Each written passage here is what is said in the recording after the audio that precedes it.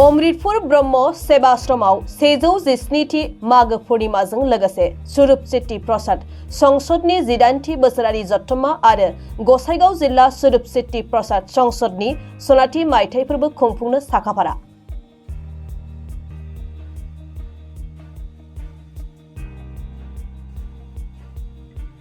गसाइगाव महकुमानि सिङाव थानाय अन्थाइबारि गामिनि अमृतपुर ब्रह्म सेवाश्रमाव 30 जानुवारि आरो 1 फेब्रुवारि सानखालि साननैनि हाबाफारिजों 117थि मागो पूर्णिमाजों लोगोसे स्वरूप सिद्धि प्रसाद संसदनि 18थि बोसोरारि जथुम्मा आरो गसाइगाव जिल्ला स्वरूप सिद्धि प्रसाद संसदनि सनाथि मायथाइ फोरबो खुंफुंनो साखाफारा जादों।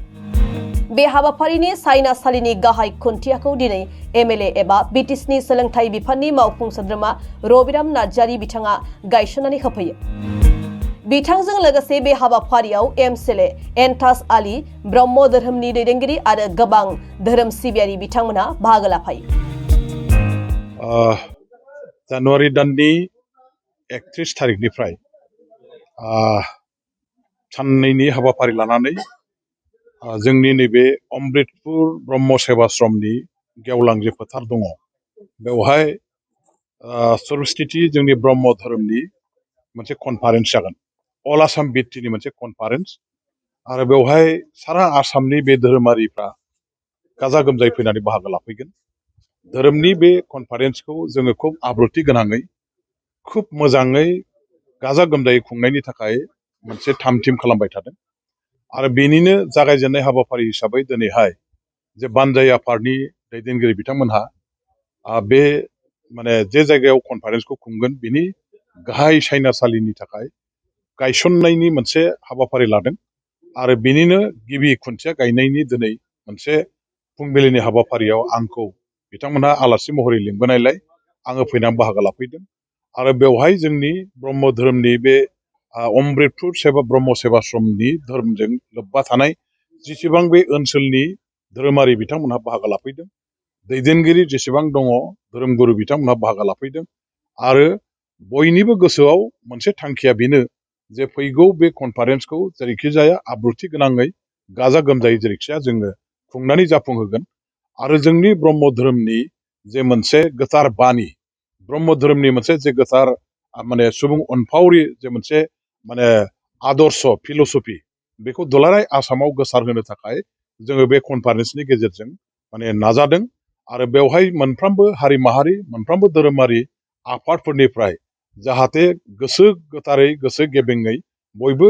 बाहागो लाफैनानै मदद खालामो बेखौबो जोङो हास्थायदों। दा जेखि जाया दिनै मोनसे गिबि आगान हिसाबै बेयाव सायनासालि लुफुंनायनि नामाव जे खुन्थिया गायनाय हाबाफारि बेखौ जागायबाय। जोंनि आरसिनि गासैबो बिबानगिरि दैदेनगिरि बिथांमोनहा बयनिबो मदद हास्थायनानै बिथांमोनहा दिनैहाय खामानि मावनो ओंखारबाय। आङो बयखौबो खावलायगोन जाहाथे जोंनि बे ओनसोलनि साफ्रोमबो मोनफ्रोमबो हारि माहारिनि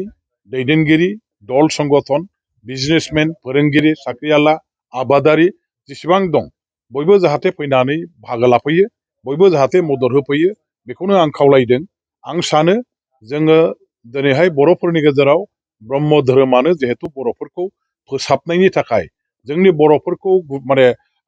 सोदांनायनि थाखाय जे खामानि मावदों, जोंनि बर'फोरनि गेजेराव समाजारि जौगाखांनायनि थाखाय जोंनि बर'फोरनि सिनायथि, जोंनि बर'फोरनि